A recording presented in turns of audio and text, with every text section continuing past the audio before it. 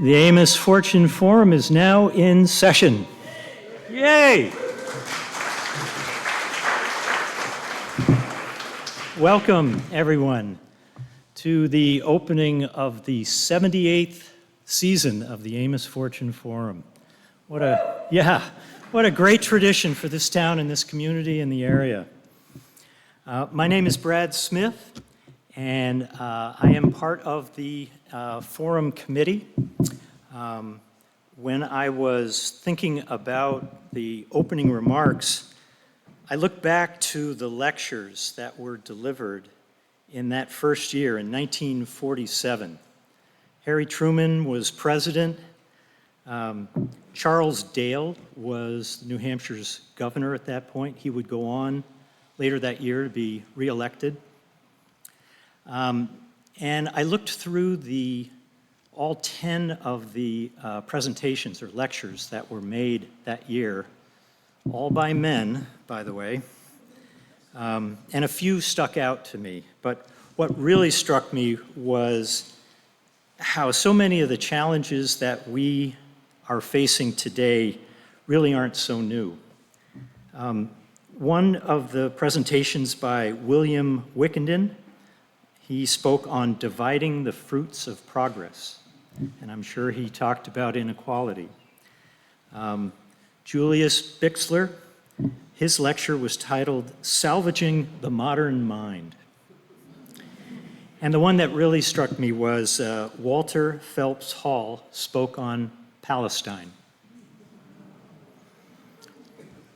So we're very excited to bring you 7 new lectures this summer, running right through the end of August. We hope that you can make most of them, if not all of them.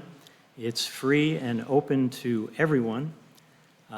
If you aren't able to make it, or you have friends or family who live outside of the area, we do record them and post them to YouTube so you can watch them later as well. I have just a few introductory remarks. Most of them are thank yous because this is an all-volunteer effort. First of all, I want to thank Nan Biter for hosting dinner tonight.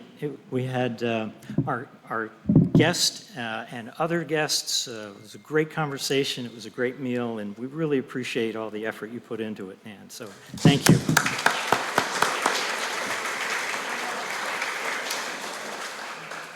I also want to thank Bruce Bartles and Romana Lee, both of whom are on our forum committee, for sponsoring the beautiful flowers we have in front of us here.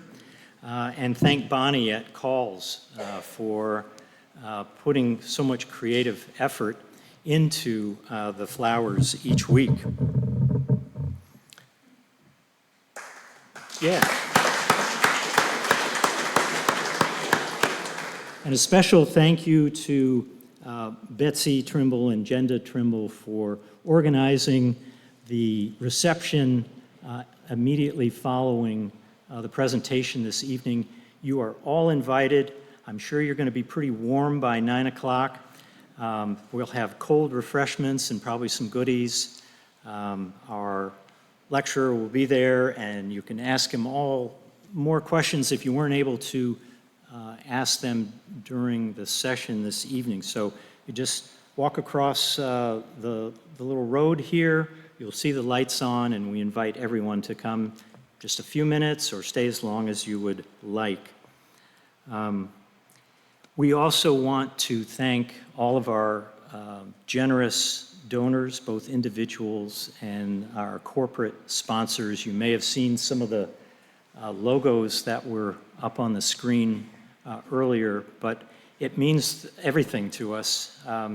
You keep us healthy, and we're going to be ready for the 79th season and someday the 100th season.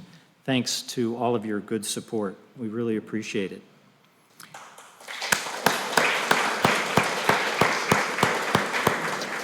So there are little cards that we put on the benches there, and there should be some pens around.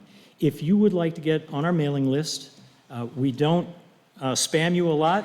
We usually send during the season just one email out each week to let you know who the speaker is going to be. There's also a little QR code there. If you point the camera on your phone to it, it'll take you right to our website. And you can find every speaker and what they spoke on since 1947, which is really interesting if you have a few minutes to go through them to see who has graced this stage in the past. And there's information about the forum. And along those lines, we always would be very interested if you would like to either join our committee or just help out in any way. Please come see me afterwards or write a note through the website. We're always looking for energy and enthusiasm. It's not a lot of work, but it is a lot of fun. So we'd love for you to consider it.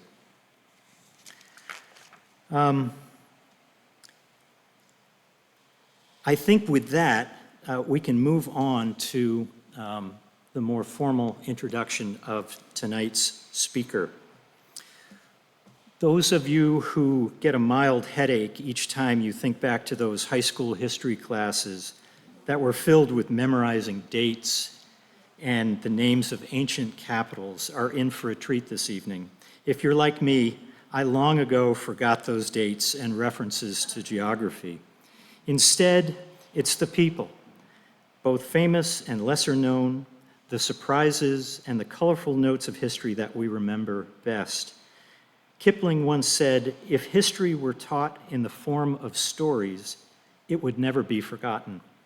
So it is to those historians who are able to teach us about our past in ways that interest and excite, who see that the past is a rich tapestry of events shared by people from whom we so greatly benefit. So tonight I'm honored to introduce Alan Rumrill to our stage. Alan led the Historical Society of Cheshire County as executive director for over 40 years and now serves as the organization's senior historian. Way back when, I was a history major in college, and I've had a lifelong interest in exploring the past. When I first walked into the Historical Society's building, I was blown away. Under Alan's leadership, they have built a world-class experience for visitors with professional ongoing exhibits, a publishing arm, a deep archive, and a terrific retail operation with a lot of books in there. If you haven't visited, do so soon. You'll see what I'm talking about. Alan is the author of 10 books on local history, and tonight he'll share with us stories from Monadnock Originals, colorful characters from New Hampshire's Quiet Corner. I'm sure, to Kipling's point, we're in for a memorable evening. We'll learn about some of the people who have left an impact on this quiet corner so many of us have the privilege of calling home. Alan will try and leave some time at the end, as I said before, for your questions as well. So, ladies and gentlemen, join me in warmly welcoming Alan Rumrill.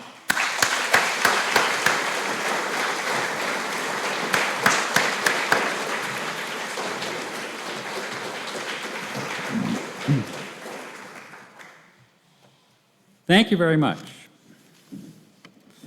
So I was asked to come because of this book, Monadnock Originals, and I want to tell you some stories that may help to give a sense of what happened here in our region in the past and how we got to where we are today.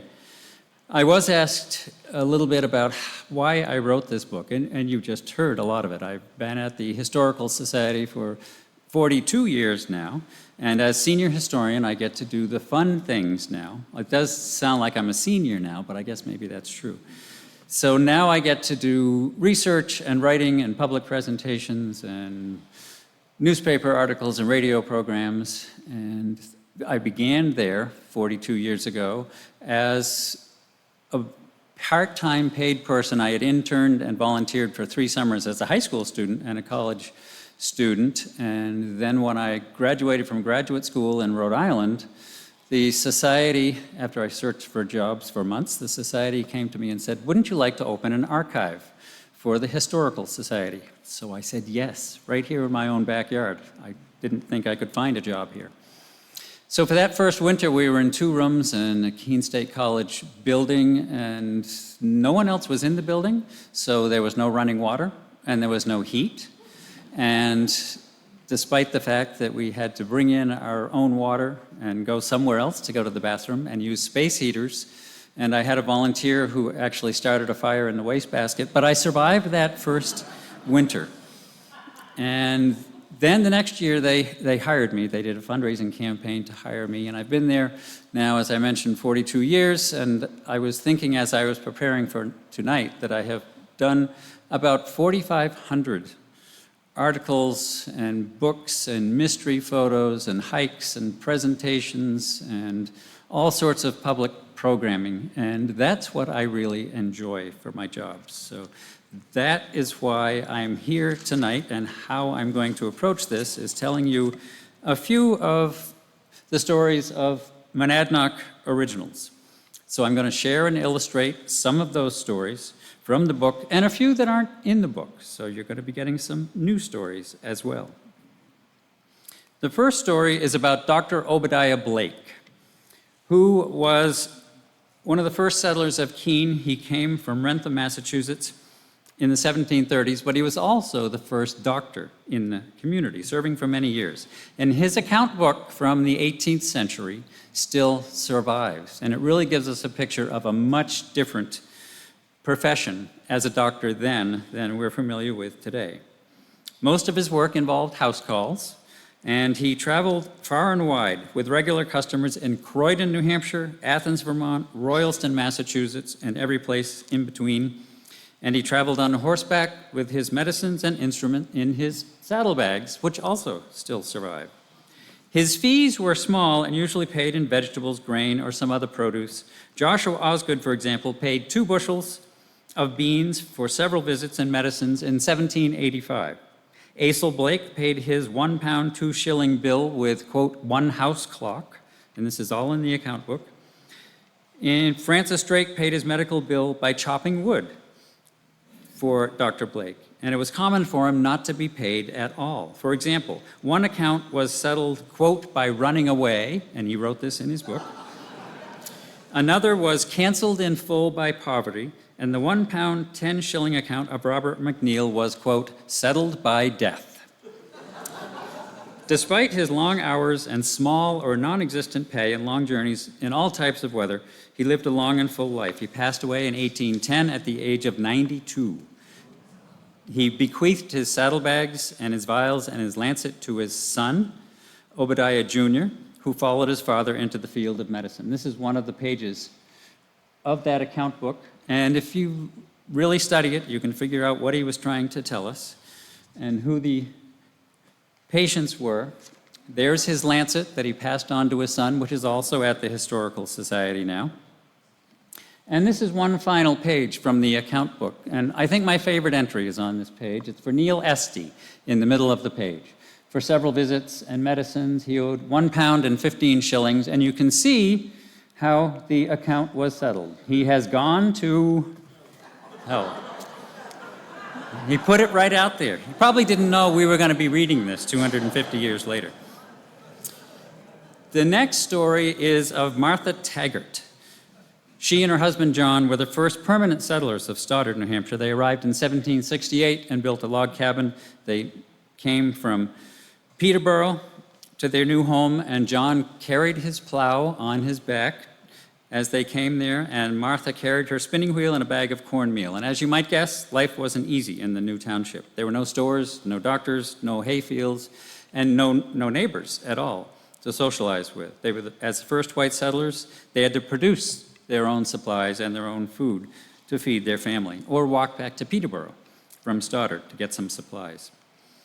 As in other pioneer communities, the women were equal partners on the farm and in the home. So Martha would have plowed, she did all of the homework, cared for the children, and worked in the garden and in the fields along with her husband.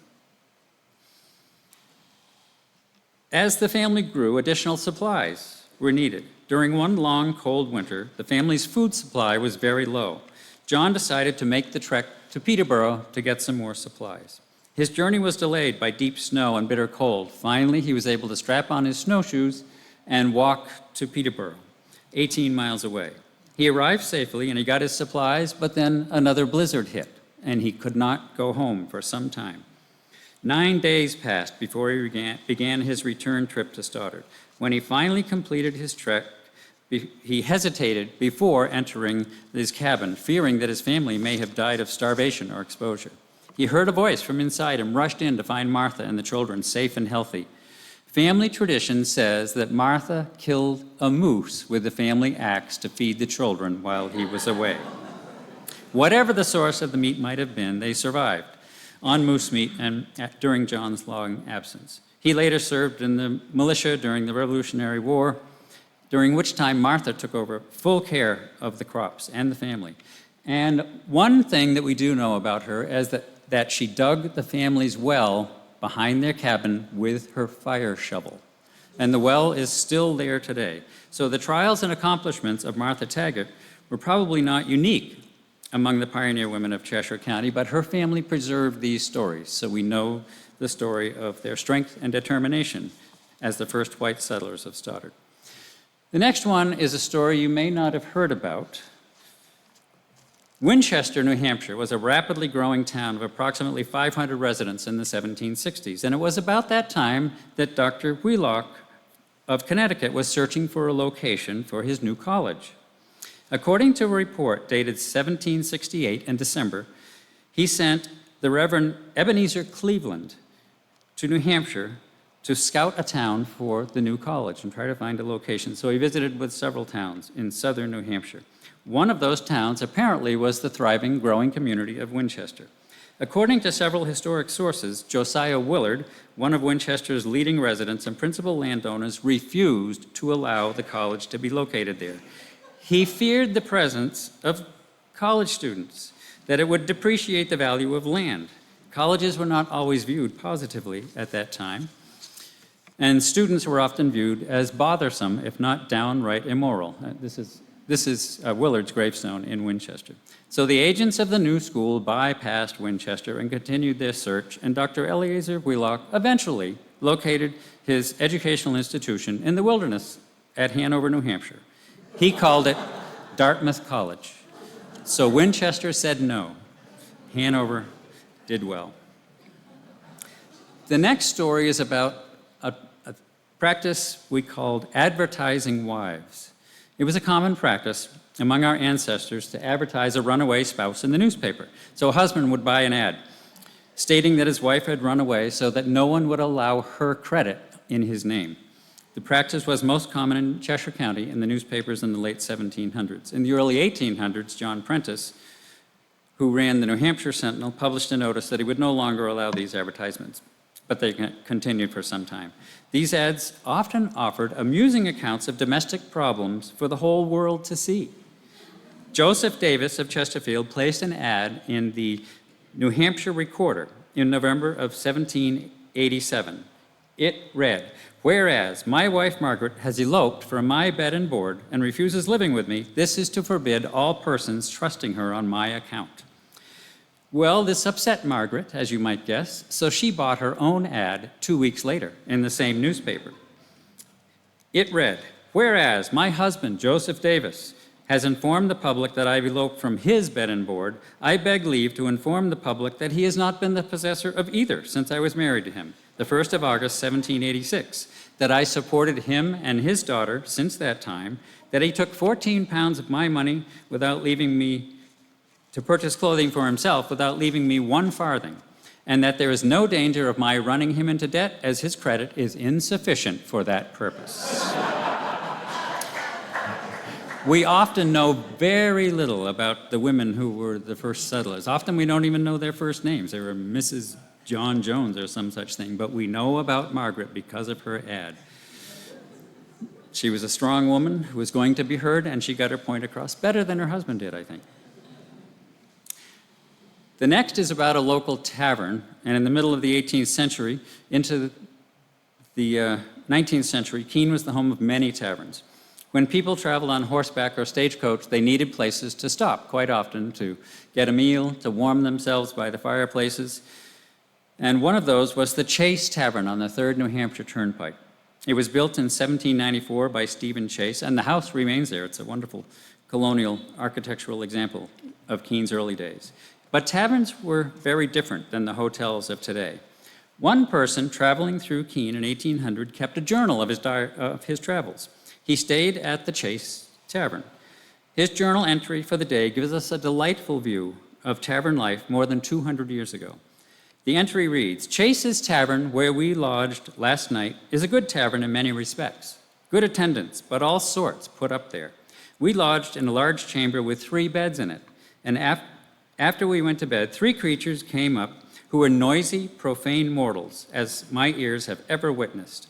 Their obscene discourse and filthy stories were exceedingly burdensome. They appeared to be hardened, inconsiderate wretches. We said nothing to them, arose early, paid our reckoning, mounted, and pursued on our journey." So it was really very common for people to sleep in a room or even a bed with someone they didn't know. They would pay a small amount to get a space to sleep for the night, so you could well be in a room with someone like this. A fire would cost extra, and so did a bath. Chase's Tavern remained popular for many years, and as late as 1825, it had the reputation of being, quote, "a good comfortable place and quite clear of lice." Although there are many complaints about summer weather, our ancestors experienced a summer unknown to current generations. The severe weather during the year of 1816 has become known as the year without a summer, or 1800 and froze to death. The spring season that year was cold, and the ground was frozen solid on May 15th. Warm weather arrived the next month in June as temperatures rose into the 80s, but on June 5th, however, Keene was hit with a heavy frost, and the ground froze every night for the next week. Snow fell in the region on June 6th, 7th, and 11th. Vegetable gardens were absolutely destroyed and had to be replanted, and corn and hay crops were endangered. July brought little relief. Frost was reported 4 days in succession during the first week of July and again on the 9th and the 17th. In addition to the cold, the region experienced drought from the end of June to the end of September. Some people to the north were forced to sell all their livestock because there simply wasn't enough hay to feed them. August 21st and 28th saw more frost descend upon Keene, ending all hope for the corn crop. The corn in the fields was simply cut up and fed to the livestock, and the town of Swansea actually had to supply hay to Keene so that the livestock there wouldn't die. Many cattle died before the next winter passed. Food and hay prices increased dramatically, and passenger pigeons supplemented the sparse diets. Although 1817 brought a more normal summer, they still never forgot the year without a summer, and scientists believe that it was caused by eruption of the Mount Tambora volcano in Indonesia, and the ash was so heavy in the air that it simply blotted out the sun to that extent for the people in New Hampshire and throughout New England. I now want to include a story about Jaffrey. Hannah Davis was born here in 1784. She was the daughter of Peter and Hannah Davis. Her father was a skilled maker of wooden clocks, and they lived in Jaffrey. You can see her house there on the left, near the village of East Jaffrey. Her mother passed away in 1818, and Hannah was left alone after the death of her parents. She never married, but now, at the age of 34 years, she needed a means of support. Having grown up in a family of woodworkers, Hannah turned to wood for her livelihood. She began to make and sell bandboxes. These were oval wooden boxes made of spruce and pine and covered with colorful wallpaper. They were large enough for hats and shoes and other clothing and household items, and were used for storage in the home or during travel, like a suitcase. Hannah walked through the woods and picked her own spruce trees that she wanted for her boxes. She would make a deal with a landowner to buy the tree, and the log was cut into lengths she needed. Then she would slice off the appropriate width of spruce to make her boxes, and the slicing was done with an actual foot-powered machine that she invented herself. She then crafted the boxes. When the wood was ready to use, the pieces were bent into an oval shape when the spruce was green and the ends nailed together. The tops and bottoms were made of pine.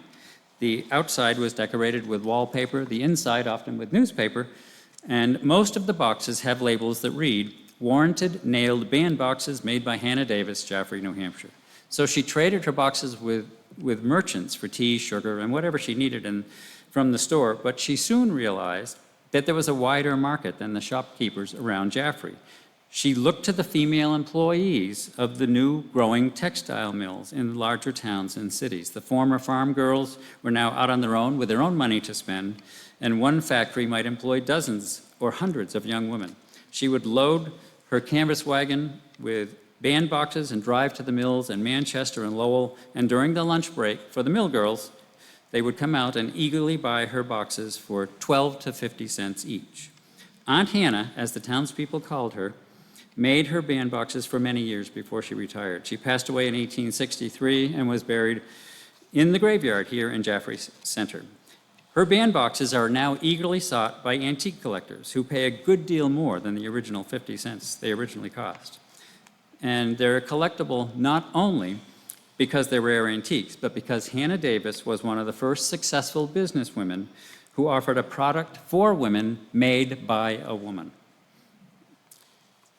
The next is the story from Richmond, New Hampshire, about the Ballou family. They came to Richmond on the southern border of Cheshire County in the 1770s when James Ballou was 12 years old. His parents, several brothers and sisters came. James grew up there. He married Mehitable Ingalls, and they had a home and farm near his father's house. In 1803, he moved to a house near the Richmond Four Corners where he opened a store. But the story that we know about James is that he attained considerable local prominence for his ability to foretell the future and locate missing property.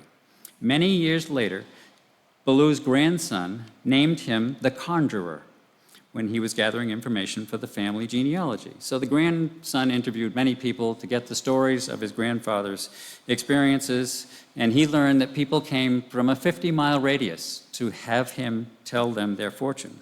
He made his power seem even more mythical by wearing a wizard's robe and writing out his formulas in geometric figures that nobody else could understand. He predicted important events, led bewildered owners to their missing farm tools, and told young couples the direction of their future lives together. His most amazing forecast, however, was the prediction of his own death. His calculations indicated that he would die on April 30th of 1808.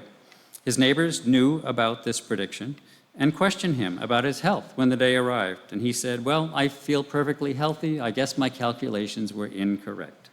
As he started for home from a visit to the blacksmith's shop on that day, he encountered some workmen removing large stones from a field. They were struggling with a heavy boulder, and he stopped to assist. He added his strength to the effort and suddenly burst an artery. He was carried home to bed and died before the day was over. So he predicted the day of his death. James the Mehitable's sixth child, Elizabeth, better known as Eliza, was born on the family homestead in 1801. She spent her childhood years there, but when James died, his wife and children went to join her father, who had moved to Worcester, New York, and she spent the remainder of her youth there. She later married Abram Garfield, and they settled on the Ohio frontier in 1830. And they had barely made a beginning there when Abram got a sudden illness and he died, and Eliza was left with 4 small children, the youngest of whom was an infant son.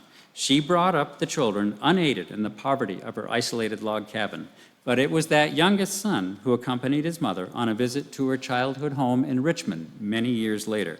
The youngest son of Eliza Ballou Garfield of Richmond was James A. Garfield, Civil War general and 20th President of the United States, and he was the grandson who had gathered the information and recorded the family stories of Conjurer Ballou. The next story is about a grave robbing, and those weren't all that unusual here, which may surprise you. Back in 1824, the old cemetery in Ackworth was the scene of a late-night grave robbing. It may seem like a terrible crime, but it wasn't that unusual, and it was the only means to get cadavers to teach medical students about dissection and about the human body. On October 31st of 1824, Bezaleel Beckwith passed away.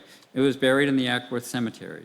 13 days later, it was discovered that his body had been stolen from the grave, so suspicion was immediately placed upon medical students from Dartmouth, who had gained a reputation as body snatchers.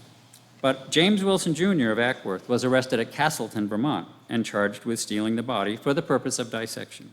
Wilson was returned to Ackworth, where he was held for trial. Bail was set at $700, but the case never went to trial, and bail was forfeited. And his arrest in Castleton made some people think that it was the Castleton Medical School that was using the body for dissection. Beckwith's friends erected a stone over his grave with the following verse. This stone tells of the death of Bezaleel Beckwith, not where his body lies. He died October 31, 1824, age 43, the 13th day after his body was stolen from the grave. Now twice bereaved, the mourner cries, my friend is dead, his body gone. God's act is just, my heart replies. Forgive, O God, what man has done. And the gravestone is still there in the Ackworth Cemetery today. I should probably bring this back to Jaffrey for a moment. And most of us are familiar with the Salem witch trials of the 1690s, and there were a few legal actions against accused witches in this country after that time, but there were several local witch stories in the historical annals of Cheshire County. One of the more unusual ones involved a man named Poole who lived in Jaffrey in about 1830. A town correspondent for the New Hampshire Sentinel reported that Mr. Poole lived in the western section of the town on a southern slope of Mount Monadnock. The correspondent said that Mr. Poole was a pleasant fellow and perfectly normal, except when it came to the subject of witches. He believed that his house was infested with them. He said that the witches would creep through the doors, windows, and even the walls to annoy him constantly. He took great precautions to keep the witches out, but he said they frequently visited, becoming unbearable. He knew his wooden house wasn't working, so he decided to build a stone house with thick walls. He thought that would do the job. So he built that near Gap Mountain, near the border of Jaffrey and Troy. It was about 20 by 20 feet in size, with walls 4 feet thick, and he added an equally strong door. He moved in and lived there alone in his house for some time. The neighbors heard no more about witches, so one of them asked him if they still bothered him in the stone house. He said, well, not too much. After a few years, he sold the property and moved to Canada and was not heard from again. 50 years later, the Sentinel reported that his wooden house was gone and he would have been forgotten in the town of Jaffrey if not for the abandoned stone house, which still had some walls standing, which he had built to keep out intruding witches. I will admit that I often wondered if that article in the newspaper was a made-up story. I mean, newspapers did that at some times in the past. But then after I published this story, someone from Jaffrey came to me and said, I know where that stone house is. There's still evidence of it there near Gap Mountain. So I guess it's a true story. The next is a story of some bank robbers. And at about 9 o'clock on the evening of June 11th, 1850, Abijah Larned and an accomplice broke into the bank in Charlestown, New Hampshire. By midnight, they had loaded $12,000 in gold, silver, and bills into their carriage, and they simply drove peacefully out of town. 11 miles to the south, they came to a long hill between Drewsville and Marlow. They decided to get out of the carriage so the horse would have less weight to carry up the hill. One man walked in front of the carriage, one man walked behind the carriage, and when they arrived at the top of the hill, the horse and carriage were nowhere to be seen. Each man thought that the other was guiding the horse. They went back down the hill. They still couldn't find the horse and carriage. They searched around for about an hour, but they realized that daylight would be coming and the authorities would soon be searching for them, so they simply made their escape. At about the same time, Horace Gee, at his farm in Marlow, found the horse and carriage standing in the road in front of his house. He soon learned of the robbery and returned the money to Charlestown to claim a reward that had been offered. Mr. Larned, one of the bank robbers, was later arrested, and he agreed to come back to Charlestown, probably so he could learn what happened to his horse and money. He asked to be taken before the bank officers, where he confessed to the crime and apologized for the trouble he had caused. He insisted that he repay all their expenses, including the reward, and Mr. Larned told the story about the lost carriage, and it was determined that the horse had turned off on a side road halfway up the hill and gone on to Mr. Gee's house at Marlow. Well, Mr. Larned's apology so impressed the local officials that they returned his burglar's tools and allowed him to leave Charlestown after posting a small bail. Needless to say, he jumped bail and never returned to stand trial. But he continued to use his burglar's tools and was later arrested for robbing a bank in Cooperstown, New York. The next is the story of one of New Hampshire's well-known early doctors, Dr. Amos Twitchell of Keene. And even during his career in the mid-19th century, he understood and stressed the dangers of tobacco. One day in his travels, he met a farmer who often sold him grain. The farmer looked miserable, and Dr. Twitchell asked about the man's health. The farmer replied, "I'm almost gone, doctor. I shall never bring you any more corn. The physicians have all given up, and they tell me I'm going to die of consumption." Dr. Twitchell said, "Well, I'm sorry to hear that, because I will get no more corn," but he said, "Maybe I can help you." The farmer replied that it was too late, and he must prepare to die. The doctor offered to make a bargain. He said, "If you agree to follow my prescription for 3 months, and you recover, you will pay me with 50 bushels of corn." But if he died, the doctor would pay his family an equal amount in cash. After some hesitation, the man said that he would agree, and Dr. Twitchell told him to take the tobacco out of his mouth and never to touch tobacco again in any form. 6 months later, the doctor met up with the man, who was apparently in perfect health, and claimed his corn. The man refused, saying, "Well, my wife thinks 50 bushels is more than I'm worth." So they compromised. The farmer gave Dr. Twitchell 3 or 4 bushels of corn and a bushel of white beans. So he was fighting against tobacco that long ago. The next is kind of a fun story once we get into it. It's the story of Simon G. Griffin, who was one of New Hampshire's foremost Civil War heroes as a general in the war. He was born in Nelson in 1824, but both of his grandfathers and an uncle had served in the Revolution. So they told him their military stories, and he sat beside them and listened for hours. He attended local schools and became a teacher at the age of 18. He represented Nelson in the state legislature and eventually went on to study law. He had just been admitted to the bar in 1860 when the Civil War began the next year. He remembered his uncle's stories and immediately joined the Union Army. He enlisted as a private, but was soon chosen captain of his company. He was involved in the First Battle of Bull Run, which brought him to the attention of General Hooker. He quickly rose through the ranks and was appointed colonel of the 6th New Hampshire Regiment in April of 1862. Following the Battle of Spotsylvania, he was promoted as brigadier general. He and his men captured 1,000 Confederate prisoners and 4 artillery pieces at the Battle of Petersburg, and received command of a full brigade during the battle. And he then was given the rank of Major General, which is the highest ranking New Hampshire volunteer during the Civil War. He was never wounded, never missed a day of service due to illness. He was offered a commission in the regular army when the war ended, but he left and went home to his wife. He said that he had participated in 24 major battles, had 7 bullets pass through his clothing, and had several horses shot from under him. That's what we knew about him until about a year ago, when a descendant came to us with a large Griffin collection. And among his papers was a day book that was given to the Historical Society that told us a story we had never seen before.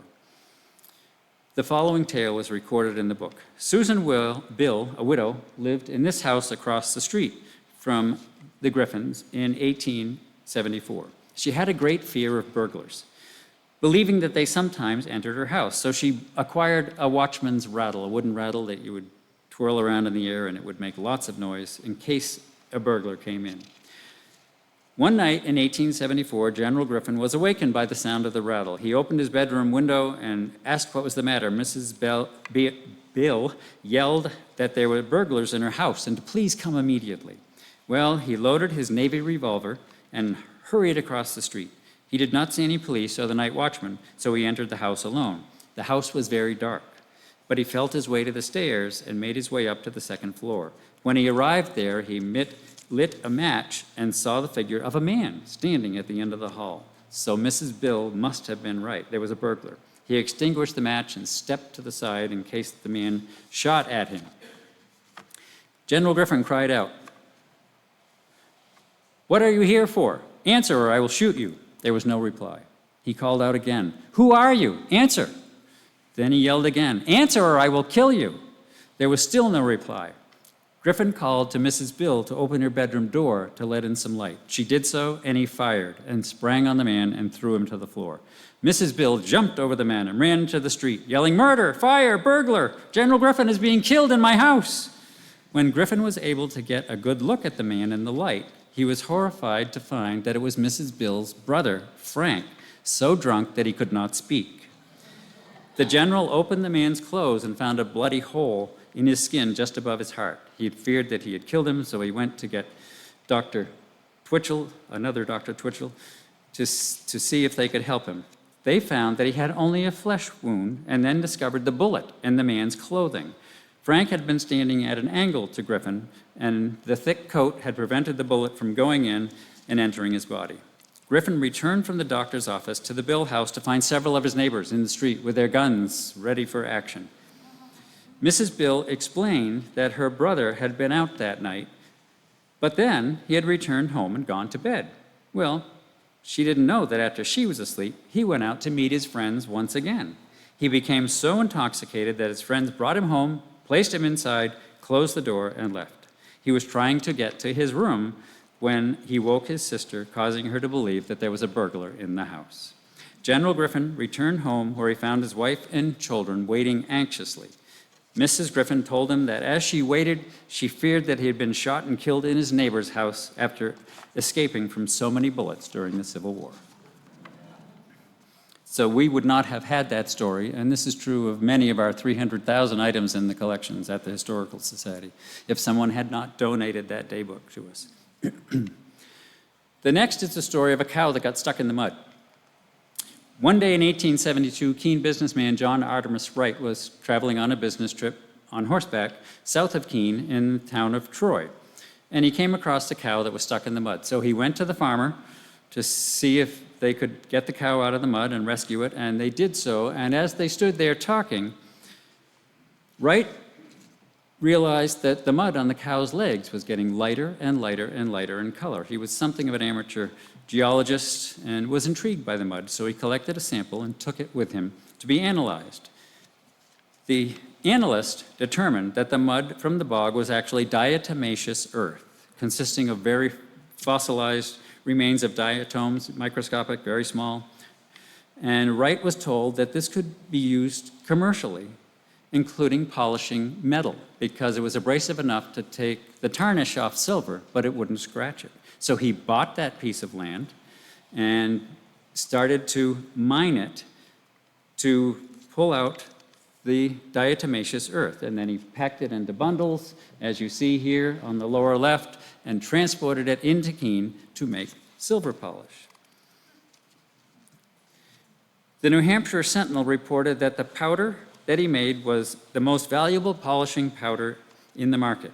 This bit of free publicity spread the word even farther than Keene, and nearby dealers began to stock the powder. The first shipments were delivered from the hotel to the railroad station in wheelbarrows, and he was able to introduce the powder into the large resort hotels throughout northern New Hampshire at that time, so his business continued to grow.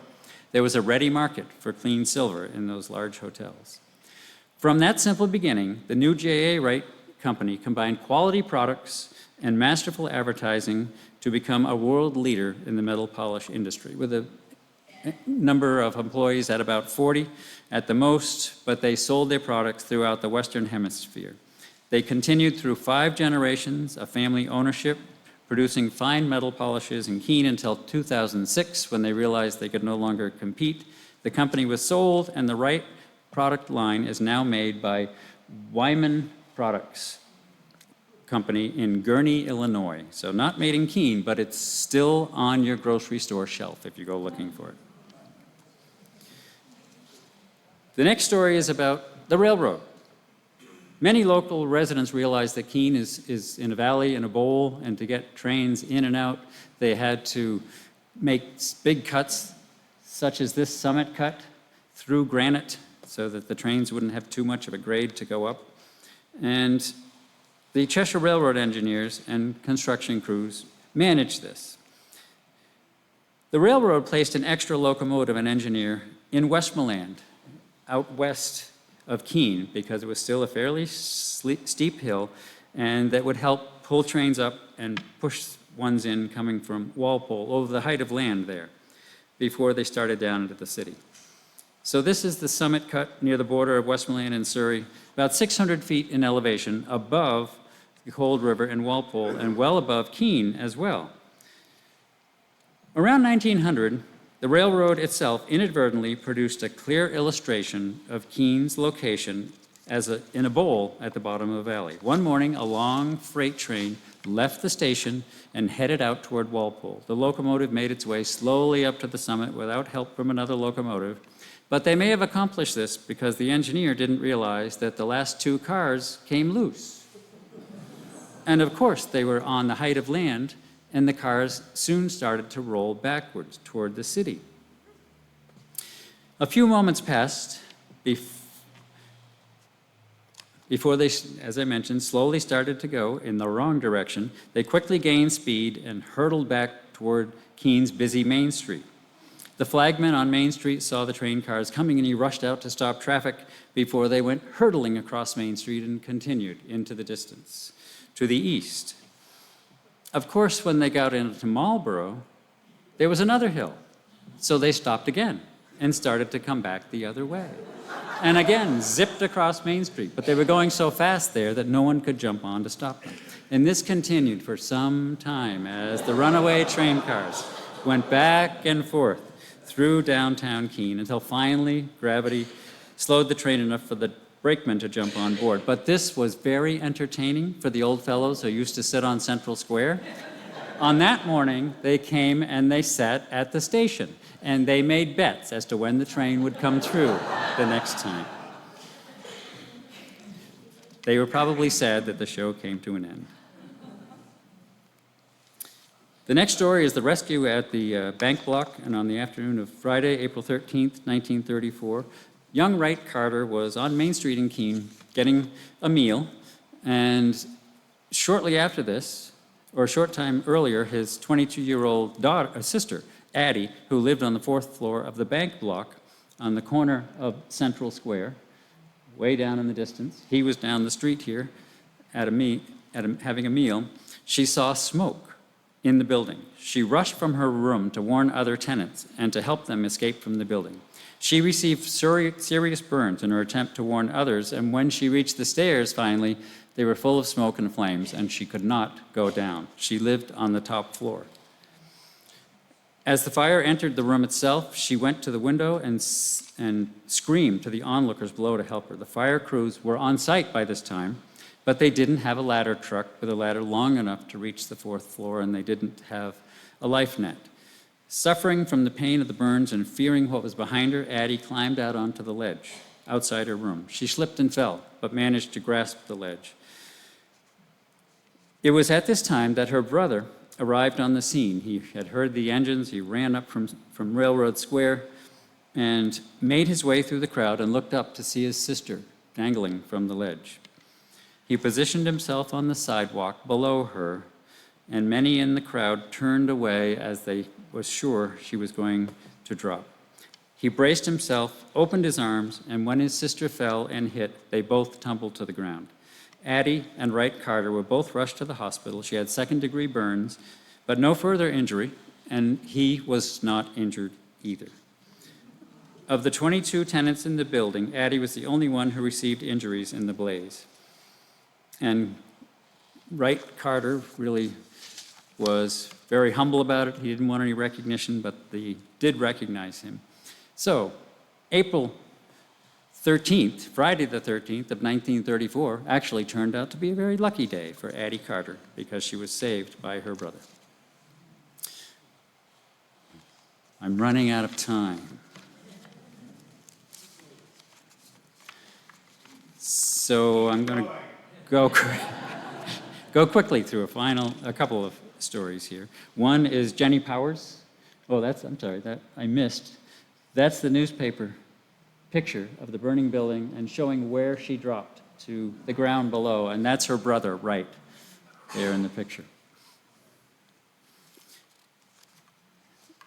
Jenny Powers was the first Humane Society agent for Windham County, Vermont, and in 1903 she became the agent for the Keene Humane Society, which actually worked all over Cheshire County. So they were protecting animals, but also humane societies at that time worked with women and children. So she was protecting women and children who were mistreated or who didn't have the proper care, were abused or neglected. As an empowered deputy, the county made her a deputy. She was empowered to investigate thousands of cases of abuse. She arrested offenders, prosecuted cases in court, and upheld early cruelty laws. Jenny Powers was a heroic agent for change during a time when women really were just beginning to try to get rights for themselves. They weren't able to vote. They had no say over what happened in the family because their husbands were in charge. She became well known nationally for her work. Newspapers of the time included numerous stories of her confronting farmers, loggers, and livestock shippers, demanding that they stop mistreating cattle and horses. One of the main things she did was to stop cattle trains in Keene to be sure that the cows were being treated properly. But she was also trying to protect the rights of women and children. Her work could be dangerous. She often received threats from those who she prosecuted for cruelty. She carried her .45 caliber revolver on her hip, and she slept with it under her pillow. And in 1919, the Vermont Phoenix reported on her work and gave her a front place in the ranks of humanitarians in the country. So her work has not gone unrecognized. In 1967, the Monadnock Humane Society named its center in her honor. And one of the Wall Dogs murals was done to tell her story. I'm going to skip the story of the first woman who sold Avon. She lived in Winchester, New Hampshire. This is her. And she met the owner of the California soap company one year, and he said, well, it would be good if we could get this out into the community. So she owned a small store, and she started going from house to house to sell California soap. And she soon hired other people, this is her in later years, other agents, and pretty soon they were selling this stuff across the country. And even today, she's known as the mother of the company. In fact, the firm's highest award for achievement is known as the Albee. And the name of the company, as I mentioned, was changed to Avon. So people were soon going door to door saying Avon calling. And it all began with Persis Albee in Winchester launching one of the largest distributorships in the world. During October of 1912, there was a rare presidential visit to Cheshire County. William Howard Taft toured the region from his summer home in Beverly. Following a speech to a large crowd in Newport, he started toward Cheshire County. But the president's party consisted of 3 autos, one for the president, one for Secret Service, and one for a group of reporters. They were led by a local highway deputy chief, and Taft stopped to talk to a group of ladies at the Sunapee Mountain Grange, and then the president was scheduled to make a long stop in Marlow. So the group leader, Mr. Brooks, went ahead to prepare the people in Marlow while he was talking to the Sunapee Grange. But then, unfortunately, the president didn't know the way to Marlow. So he made a wrong turn.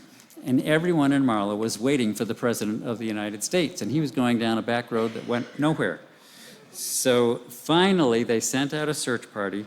And the president's car continued into Marlow. Finally, the Secret Service came out and brought him in. And he talked to the people. But believe it or not, a president was lost in the woods of Cheshire County. That would not happen today.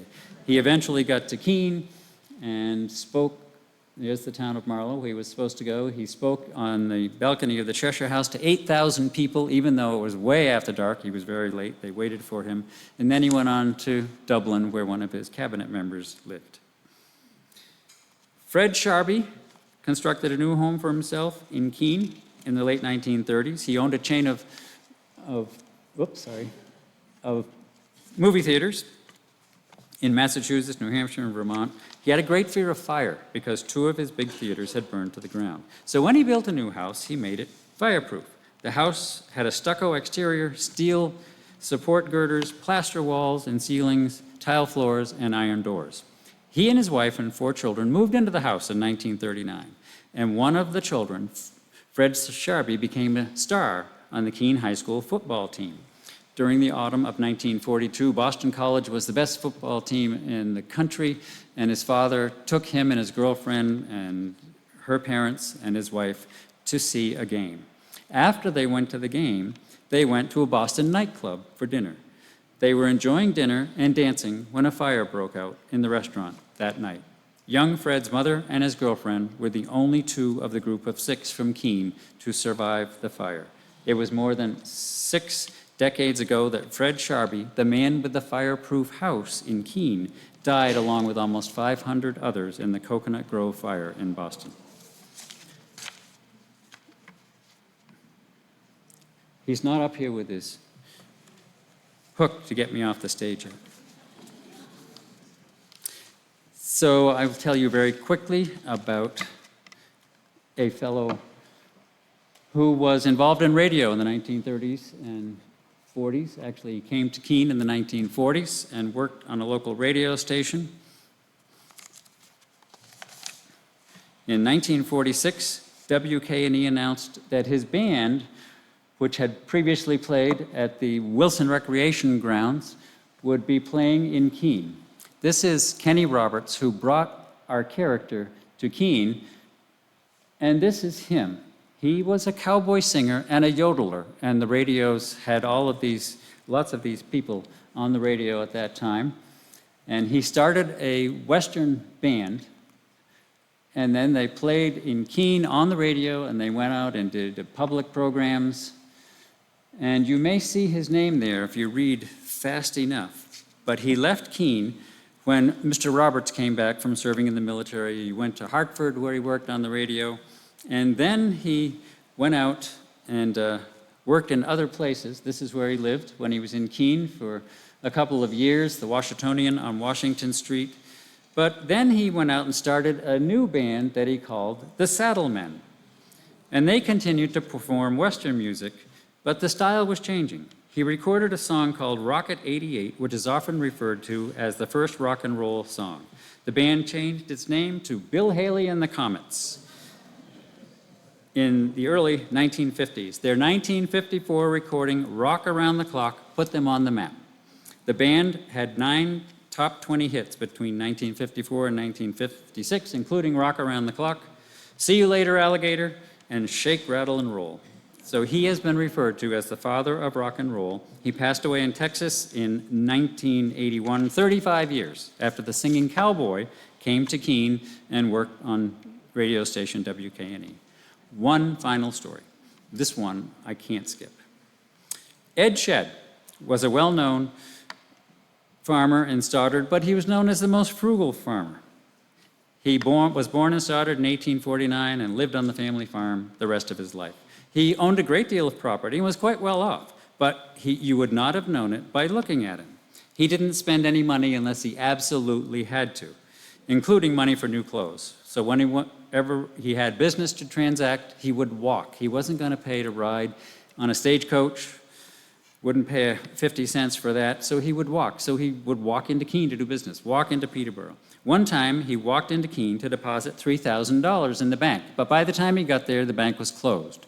Rather than rent a room in a hotel, he sat on a park bench in Central Square all night with his hand wrapped around his wad of money in his pocket. On another occasion, he hiked to Keene to deposit another $1,500 in the bank, but unfortunately, 2 highwaymen heard about this and they laid in wait for him just outside the city. But when Ed trudged into sight, he looked like an old bum. They figured it wasn't him, he didn't have any money, so they just let him go by. They stopped the next fellow who came, who was quite well dressed, but they only got the 15 cents he was carrying. Ed also walked to California on one occasion. He put $100 in each shoe, walked across the country, and when he got back a year later, he had $200 in each shoe. He suffered a broken leg in his later years and spent some time in the Keene hospital. He returned home after recovering, but he soon realized that he really missed the care and attention of the nurses. So he moved into the hospital and remained there for the last 4 years of his life. He insisted on paying his hospital bill every day, When he passed away at age 85 in 1934, he left his entire estate, $55,000, to the Elliott Community Hospital. So we have found that the thing that people like the most about what we do at the Historical Society is the stories we tell. Stories such as these, to help people connect to a place and to feel comfortable in the place where they live. This can give us a sense of place, a sense of connection, and the more we know about a place, the more at ease we are there. So I hope I have helped you to feel at ease in the Monadnock region tonight as you've learned about doctors, businessmen, inventors, empowered women, soldiers, bank robbers, and true Yankee characters like Ed Shedd. Thank you very much.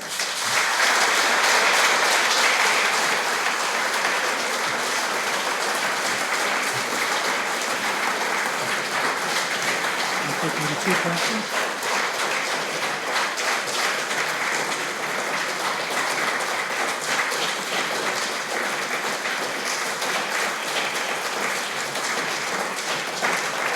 Thank you very much. Thank you. And I've gone so long that most of you are going to have to ask me questions next door in the reception. But do we have a couple of questions that anyone would like to know more about? Yes, ma'am. You can tell the one that I wouldn't let you tell in the beginning, because now it's at the end, so it won't distract them. Well, it's a very sad tale. It's a short one, but it's a Jaffrey story, so I was going to tell it. And it is about Hannah Chapman, whose family moved, her mother was widowed, moved here with 6 kids in the early 1800s. And when she was 12 years old, she attended the No. 2 school near East Jaffrey Village. And when you get to be that age, she realized she now could sit with the older girls in school. So she wanted to get to the school early and pick out her seat, get the seat she wanted in the back of the room, high up, so she could look down over the whole schoolhouse. But when she got there, she went early, but when she got there, the school was locked. So she went to the woodshed, got out a long piece of wood, put it against the building, climbed up, took another piece of wood from the woodshed, opened the window and propped the window open so she could reach in and drop her books on the desk that she wanted. She had accomplished that, had just dropped her books when unfortunately she slipped. The piece of wood below her foot slipped. And she moved and knocked the piece that was holding the window open out, and the window came down on her neck. And Hannah Chapman, 12 years old, unfortunately was found there dead by her classmates when they came to school a little bit later. So, a sad tale from Jaffrey. The Chase Tavern is on Court Street in Keene. It's beyond the Cheshire Medical Center, beyond the hospital, way out Court Street, across from the Wright Estate, which is now where there are apartments. The big yellow building still stands there. Well, I think we ran out of time, but we certainly didn't run out of stories.